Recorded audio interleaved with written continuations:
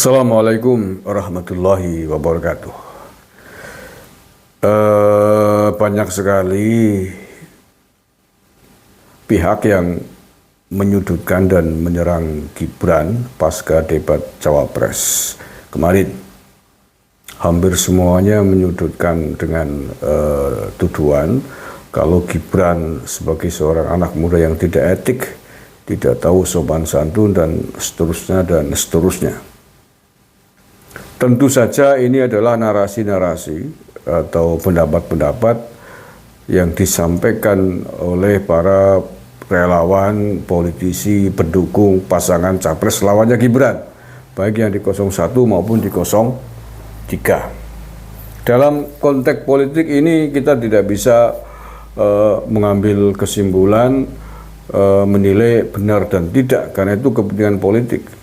Kepentingan politik kan pasti semuanya akan memframing lawan politiknya sebagai salah semuanya. Walaupun benar, bagaimana cari-cari kesalahannya, apalagi salah. Itu yang namanya pendapat pandangan politis. Jadi nggak bisa buat pegangan.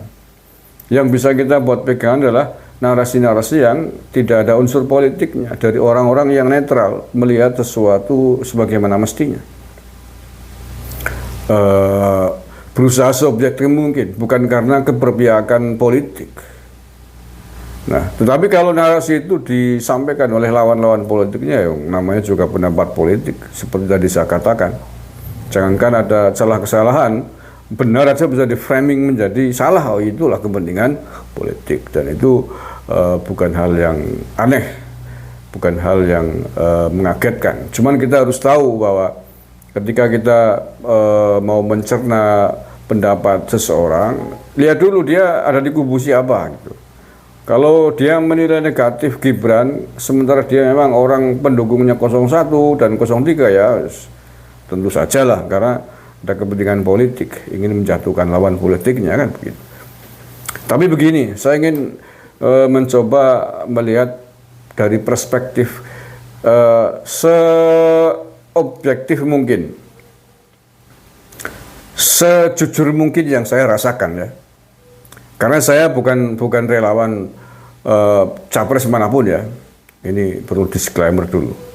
Saya berusaha melihat peristiwa itu dari sisi kacamata saya melihat. Terserah Anda sih kemudian akan menilai saya seperti apa, berat sebelah atau tidak. Kalau menurut saya tidak sepenuhnya benar kalau Gibran kemudian dikatakan tidak sopan, tidak etis. Walaupun mungkin bolehlah dibenarkan, tapi tidak sepenuhnya bisa dibenarkan pendapat yang menyudutkan Gibran mentah-mentah hanya melihat dari sisi debat Cawapres semalam. Dan kalau berbicara masalah adab, etika, sopan santun dalam konteks debat Cawapres semalam, menurut saya Pak Mahfud MD dan Caimin juga termasuk tidak etis, termasuk tidak sopan dari sisi tertentu. Sebagai seorang sepuh tidak pada tempatnya, kemudian meremehkan anak muda dengan mengatakan pertanyaan receh dan lain sebagainya. Baik yang kemudian disampaikan oleh Cak Imin maupun Pak Mahfud MD dengan menilai itu pertanyaan receh, menurut saya sudah sesuatu yang tidak etis, termasuk merendahkan. Dan saya sepakat dengan Gibran, kalau itu receh kenapa nggak dijawab gitu. Nah, ya kalau itu persoalan sepele, jawab aja, kan begitu. Satu ya. Yang kedua, Pak Mahfud MD dan Caimin juga mengkritik KUR bareng satu pendapat ketika menilai food estate itu ya, programnya Pak Prabowo. Kemudian Pak Mahfud MD juga mengkritik persoalan hukum tentang lahan-lahan yang digunakan oleh para pengusaha. Menurut saya Pak Mahfud juga tidak etis dalam hal ini. Mengapa saya katakan tidak etis? Loh, Pak Mahfud bagian dari pemerintahan hari ini loh. Pak Mahfud itu Menteri Menko Polhukam, jangan lupa. Menterinya Pak Jokowi, bagian dari pemerintahnya Pak Jokowi. Terang-terangan Pak Mahfud MD mengkritik kebijakan Presiden Jokowi, baik dalam persoalan food estate, dalam persoalan hukum, dan persoalan impor itu. Terang-terangan Pak Mahfud menyalahkan. Dan itu menurut saya tidak etis, karena Pak Mahfud sampai hari ini masih menjadi Menko Polhukam, bagian dari pemerintahnya Pak Jokowi. Kecuali kalau Pak Mahfud MD sudah nonaktif karena kepentingan Pilpres, mungkin mengkritik habis seluruh kebijakan Pak Jokowi, oke. Tapi sebagai seorang menteri, anggota kabinetnya Pak Jokowi, menurut saya tidak etis, tidak pada tempatnya kalau kemudian menjelekan mengkritisi program pemerintahnya Pak Jokowi sementara dia bagian dari pemerintahnya Pak Jokowi di kabinet, apalagi Menko Polhukam. Persoalan hukum lah, beliau Menko Polhukamnya kok sama aja kan menampar muka sendiri menurut saya. Caimin juga menurut saya tidak etis. Selain mengatakan menyebut pertanyaan receh, yang kedua nyinggung-nyinggung masalah ijazah palsu, itu kan nyinyir. Loh iya, ijazah palsu itu kan nyinyirannya orang-orang kadrun itu, kelompok-kelompok yang selama ini membenci Presiden Jokowi. Mengapa di copy paste oleh seorang Caimin? Sesuatu yang serangan politis. Tuduhan ijazah palsu baik kepada Pak Jokowi maupun kepada Gibran. Itu menurut saya nyinyir, tidak etis disampaikan di debat cawapres yang tidak ada kaitannya. Iya kan? Itu dia. Oke, yang kemudian persoalan Gibran. Menurut saya tidak fair, tidak adil kalau hanya menilai Gibran, hanya melihat malam itu. Menurut saya tidak fair kalau menilai Gibran hanya dari momen debat cawapres malam itu. Mengapa saya katakan demikian? Gibran anak seorang presiden.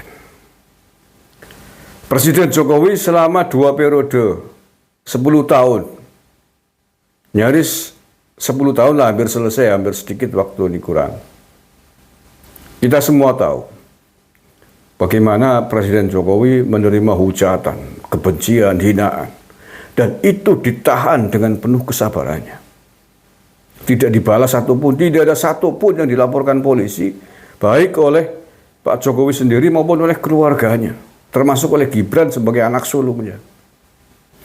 Sekarang Anda bayangkan diri Anda sendiri. Anda nggak usah membayangkan orang tua Anda presiden. Diri Anda sendiri, ayahmu dihinakan sedemikian rupa oleh orang-orang lain di sana, di luar. Kira-kira kamu sebagai anak sulung, anak laki-laki, kira-kira seperti apa reaksinya? Apa yang akan Anda lakukan? Marah kan? Jengkel kan? Harga dirinya terkoyak-koyak. Dan Gibran menahan kejengkelan, kesabaran itu 10 tahun. Tidak boleh untuk melawan. Pasti peran Pak Jokowi. Padahal sebagai seorang anak presiden, bukan hal yang sulit kalau kemudian harus melawannya menggunakan kekuasaannya. Sebagai seorang anak presiden, pasti tidak. Bukan hal yang sulit kalau dia mau. Iya. Maka secara psikologis, kita bisa menilai, kita bisa memaklumi seperti apakah tumpukan kemarahan, tumpukan kekesalan atas seorang presiden, ayahnya sendiri yang dihina-dinakan oleh musuh-musuh politiknya dengan penghinaan-penghinaan yang sangat sadis dan tidak bermoral selama 10 tahun. Dan menurut saya kalau kemudian hari ini Gibran melawan itu semua di jalur politik adalah perlawanan yang fair. Bukan perlawanan kuat-kuatan, bukan perlawanan adu kuasa, bukan perlawanan premanisme. Walaupun kalau itu mau dilakukan sangat mudah karena beliau anak presiden. Dan saya menilai apa yang dilakukan Gibran selama ini dalam debat cawapres tidak terlepas dari ungkapan dari gumpalan emosi yang selama ini menumpuk 10 tahun. Bapaknya dihina-hinakan oleh lawan-lawan politiknya. Dan itu adalah kesempatan. Kesempatan untuk bukan balas dendam, tapi bagaimana untuk menyampaikan unek-uneknya dalam percaturan politik ini. Ini sih analisa saya. Analisa saya begitu. Satu, yang kedua, kita juga tidak bisa menilai Gibran hanya dari malam itu, karena Gibran juga pasti akan tidak bisa dilepaskan dari proses debat capres-cawapres sebelumnya. Gibran bagi Prabowo mungkin sama lah kayak Gibran bagi Pak Jokowi, sebagai posisi seorang anak. Dari si usia ya pantas disebut anak. Barangkali Gibran sangat tidak rela Pak Prabowo sebagai capresnya pada debat capres sebelumnya dibantai habis oleh Anies dan Ganjar Pranowo. Dan sangat layak. Apakah tidak layak? Kalau kemudian Gibran ingin membalasnya pada debat cawapres berikutnya.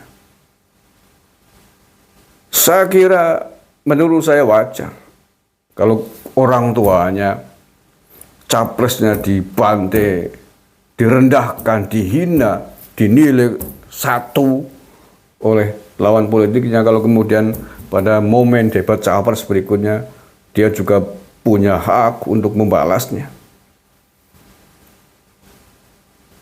Dan pembalasannya itu bukan tanpa alasan. Selain itu, memang pada kesempatan itu dia juga merasakan direndahkan juga. Dengan dikatakan sebagai pertanyaan receh dan lain sebagainya, itu kan perendahan, itu sodokan. Itu pukulan dari seorang seorang Profesor Mahfud MD ya. Ibarat orang tua kepada anak tidak suka, tidak puas, kemudian melecehkan, kemudian mengatakan pertanyaan receh, itu menurut saya nggak bijak. Tinggal dijawab dengan apa adanya kan beres. Tidak harus dengan jawaban merendahkan. Jadi menurut saya semuanya ada celah, bisa dinilai sebagai tidak etis dari berbagai sisi. Apalagi kalau kemudian dikaitkan dengan peristiwa politik yang lain. Cak Imin bilang etik kayak Anies itu, etis. Apakah tidak ngaca, tidak bercermin diri? Apakah Anda etis menjadi ketua umum PKB hari ini dengan merebutnya dari Gus Dur? Tanyakan ke Mbak Yeni Wahid, apakah Anda etis menjadi ketua umum PKB hari ini? Dari sisi etik, kalau berbicara masalah etik. Nah ya, ini kalau mau dibawa kemana-mana, melebar kemana-mana kan. Nah ya, makanya saya tidak sepakat kalau menilai Gibran tidak etik hanya dari peristiwa semalam. Tapi harus dirunut dari peristiwa-peristiwa sebelumnya, baik dalam peristiwa debat capres sebelum itu, maupun sejarah yang lebih panjang lagi, bagaimana 10 tahun dia harus memendam rasa kesabaran atas hinaan dan hujatan yang diterima oleh keluarganya, oleh bapaknya, oleh ayahnya, oleh presiden, yang merupakan seorang presiden.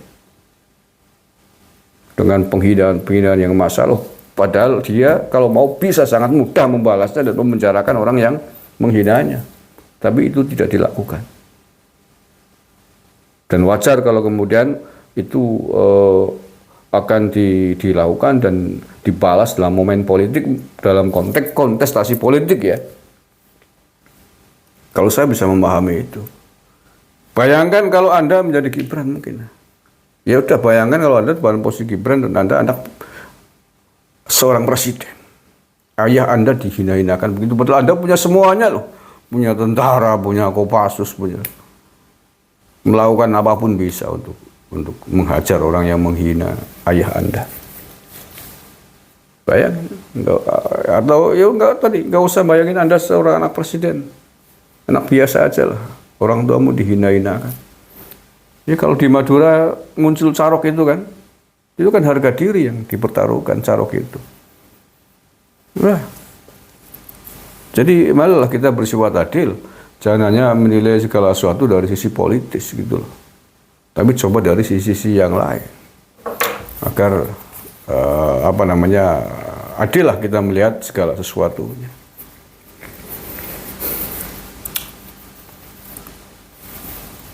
Ya, persoalan Anda setuju atau tidak dengan pendapat saya terserah saja. Tapi itu saya mencoba menilai dari sisi yang lain. Soal publik bagaimana ya monggo saja. Walau alam, kita tunggu besok 14 Februari 2024. Apakah publik lebih simpati dengan Prabowo Gibran ataukah dengan yang lain? Walau alam, kita akan menunggu bersama-sama. Terima kasih. Assalamualaikum warahmatullahi wabarakatuh.